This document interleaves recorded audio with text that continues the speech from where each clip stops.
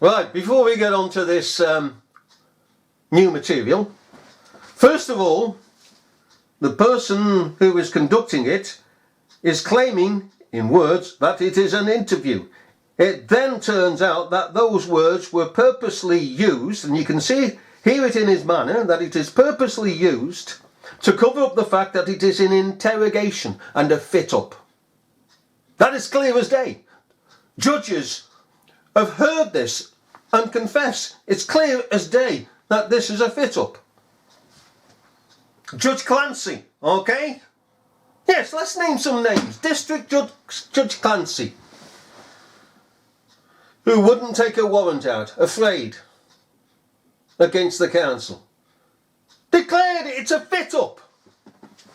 What went on in this interview?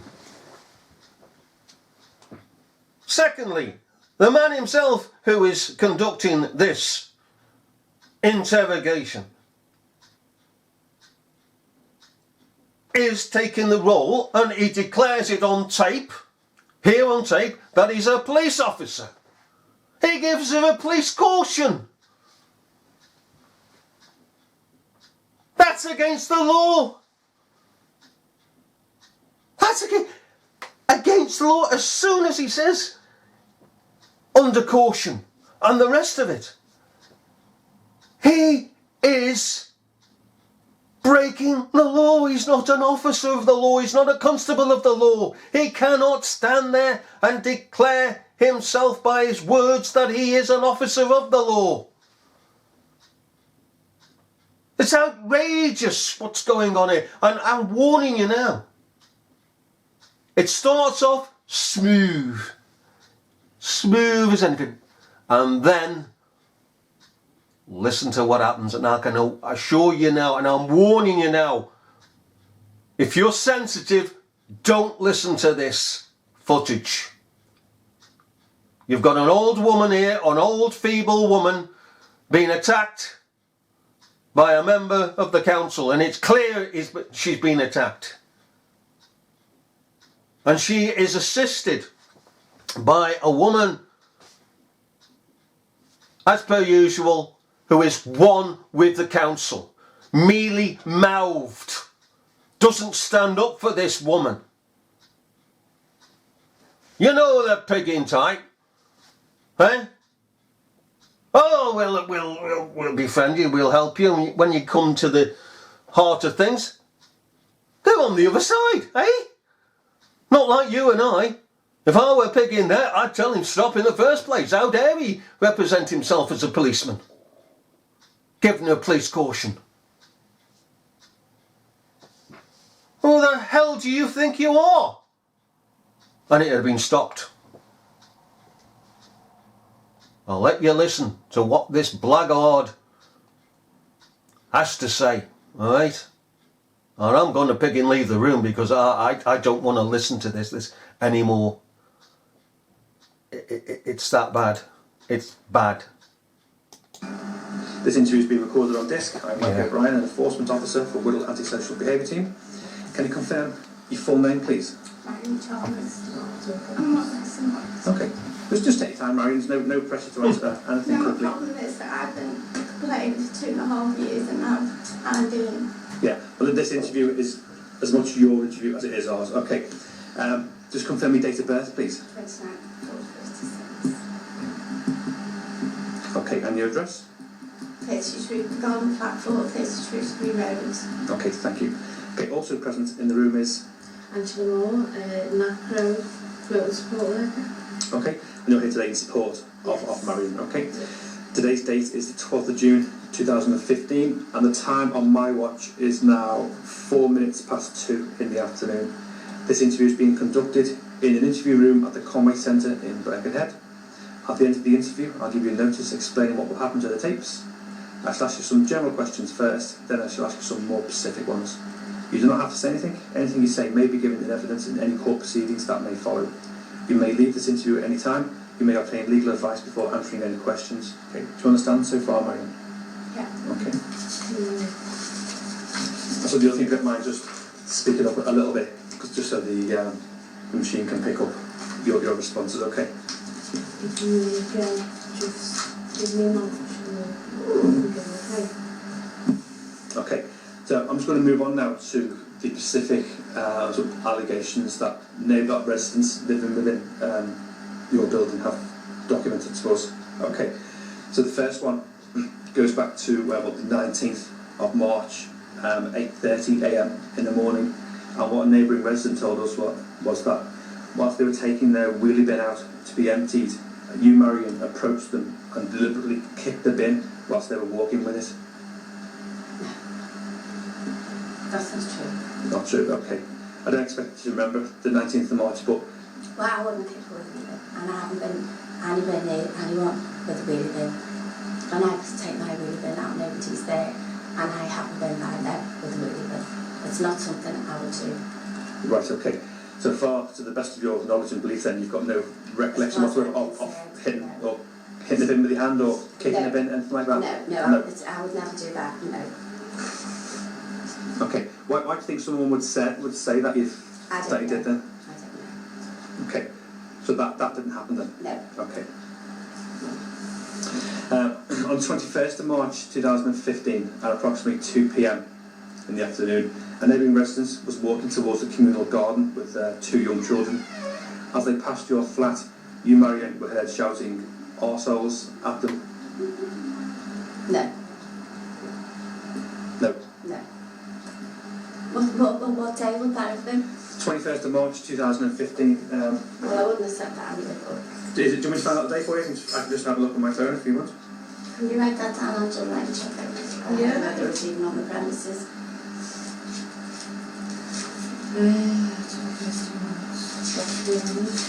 That's what we marked. I've got it here. 21st of March was on Saturday. I would have seen them the weekend, so... Okay. Would there be any... Do you think you would ever say that, use that kind of words to... Not really, but I have used it, maybe, I've used it, but I've never said it to them. Right, okay. So is calling someone like an arsehole, is that a word that you'd use? No. No, okay. So with regards to that allegation then, do you accept No. that, or do you think, or you sort of say what you're saying is that didn't happen? No. Okay. No. Okay. Moving on a few days after, on the 25th of March 2015, at 8:15 a.m, a neighbouring resident saw your dog defecate in the communal area. I think in the garden we're talking about now. When a resident asked if you were going to clean it up, you told them to, quote, fuck off. You then said to them, mind your own fucking business anyway. You were then challenged by your neighbour, who said it's their business when their children end up standing in it.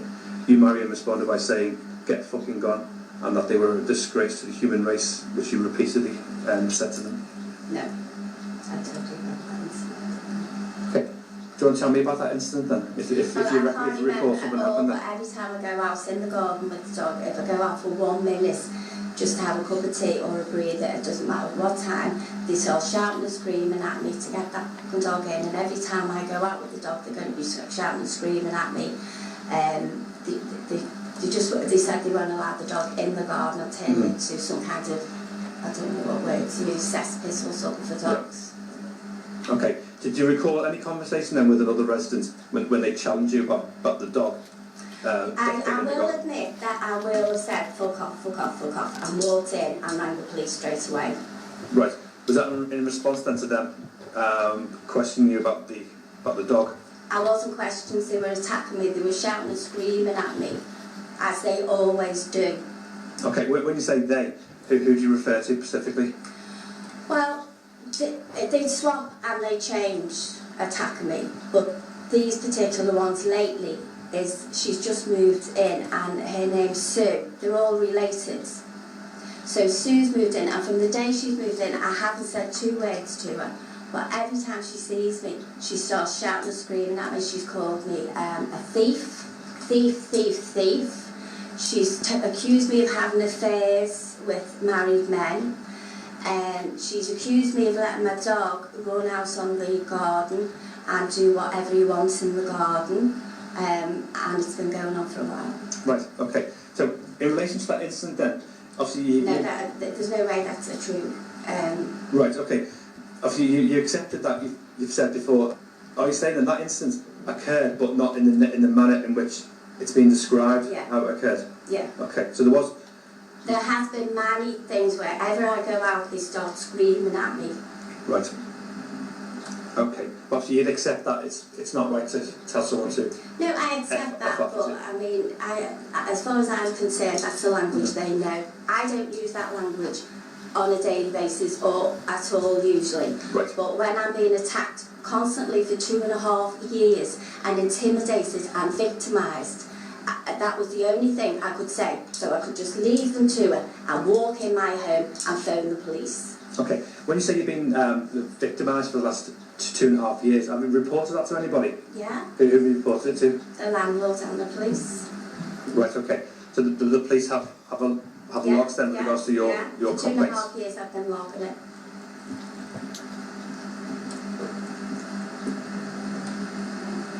Okay. And how long have you been working with them? Penalties.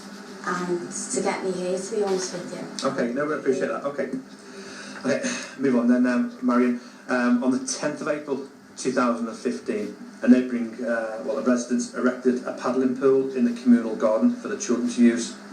The neighbour reported to us that when you saw the pool, the words they described were kicked off on them. I asked them, would they please remove the paddling pool as it was right next to my washing line. They wouldn't do it, so I informed the landlord, and I was very upset, and I do get very upset because I've had 2.5 years of it. Yep. The garden is as big as a football pitch, but Yep. they chose to put the water slide and the paddling pool right next to my washing line. Right. To accept what you say, do you also accept that it is a communal garden? So no tenants have got any other right over any other tenants in that garden. It's about an acre in size, isn't it? It's massive. It's huge. It's a massive piece of land.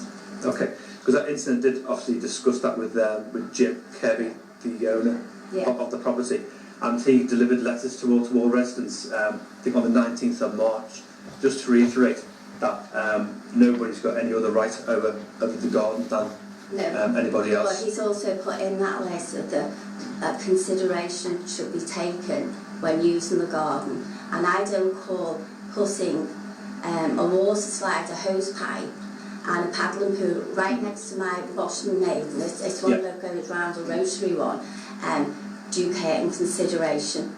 Yeah, I accept what you're saying. I think in hindsight for that particular instance it would have been better if you contacted the landlord direct as opposed to having a confrontation with the tenants. I just asked him to move and I went in and then phoned the landlord and told him, because I was very upset, which I always get upset, it's the way I am emotionally, and all I get is it's communal. Right, okay. So you accept there was a bit of a... I do accept. On the 10th of April, sorry, right, okay, thank you for that. Okay, on the 1st of May 2015, in the evening, whilst a male neighbour was retrieving his washing from the communal garden, you shouted to him, quote, "You two-faced cunt," which is followed by further expletives. No. No? I've never used that word. Okay, because they were quite specific in, because I don't like that word, so it's a horrible word, but they were quite specific in the wording of what you literally said to them. I don't even use that word that you've had there on a daily basis. I certainly have never used that word that you've just asked me now. Right, okay. So why did this, because I know it seems to be that there's a couple of females in the property who you've had the main problems with. Mark is the one that I've had the main problems with. Right, I don't think this male was Mark. I think another male in the property, I'm sure it is.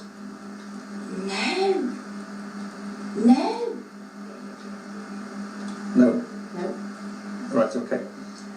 Can you remember having any kind of altercation with the male while he was retrieving his washing from the garden on the 1st of May? No.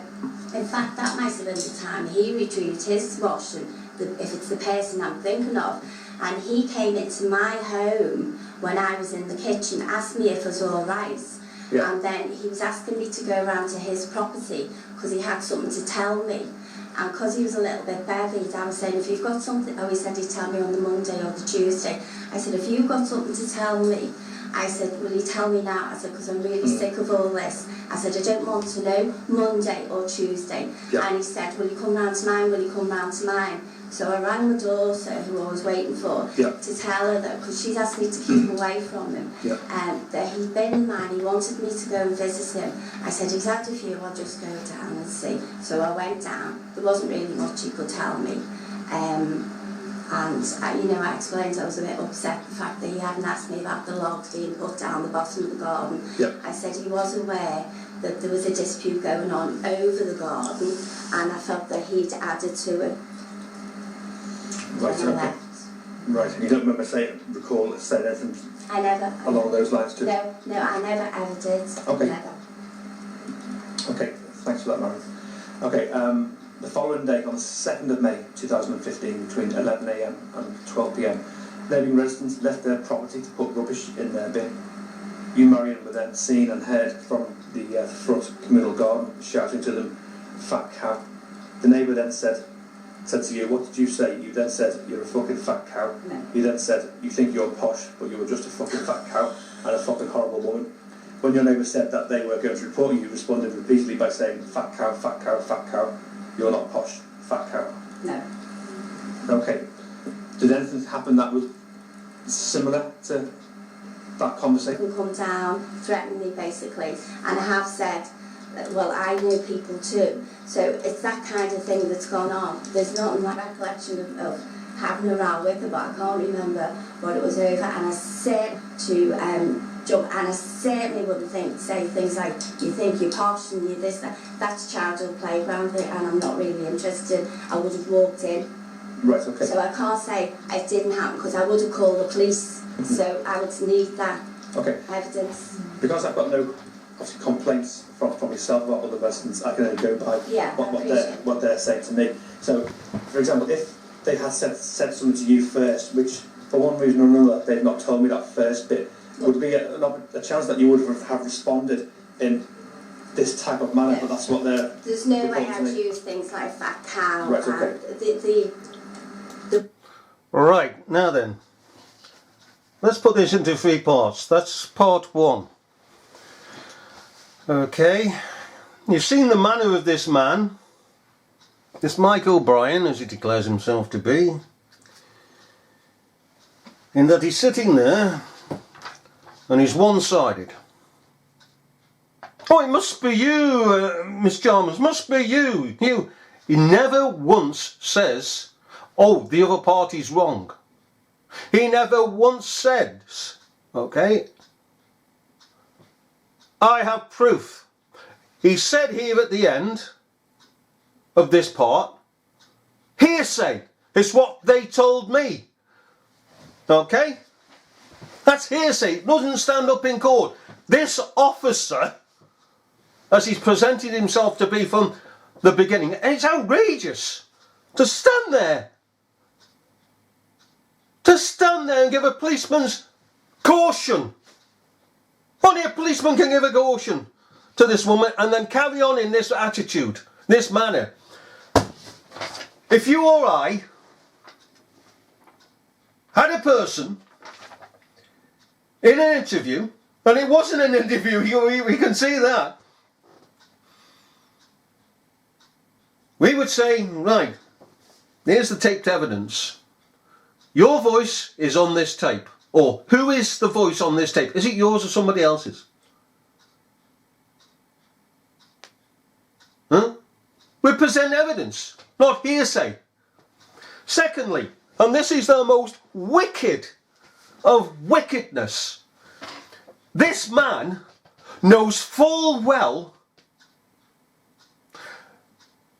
that the residents that he's talking of are known to the police for antisocial behaviour and a lot more. A lot more. Some of them are food tasters for Her Majesty's prisons. Qualified food tasters.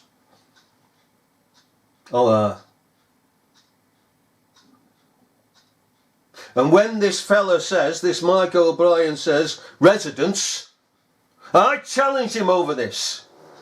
And others have challenged him over this. The gentleman who first took this up with him.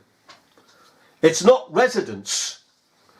You hide the fact that it is a family dealing in antisocial behaviour.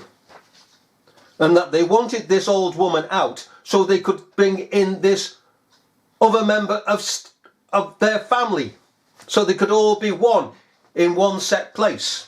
And that they started the antisocial behaviour and tormented this singular old woman, this family of thugs. But does he say that? No, he covers for them. He says, oh, the residents. In other words, oh, as we said to him, and as others have said to him, as I said before, what you are doing is making out that there's individuals. That, oh, it's not just this individual that's complaining against you, but that individual. And this individual over there, it's not. It's a family. And what this crafty beggar does with the rest of these who are involved in this, split it up and say residents. Because, oh yes, technically they're resident there, and the resident, but they're a family. They use words very carefully. Very, very carefully. This old woman should not have been hounded like this. She should have been supported. And this interrogation, conveniently called an interview, smooth as butter, isn't it? All right, should never have taken place. Who should be in this interview, this interrogation, but the other family that started this? And the council knows damn well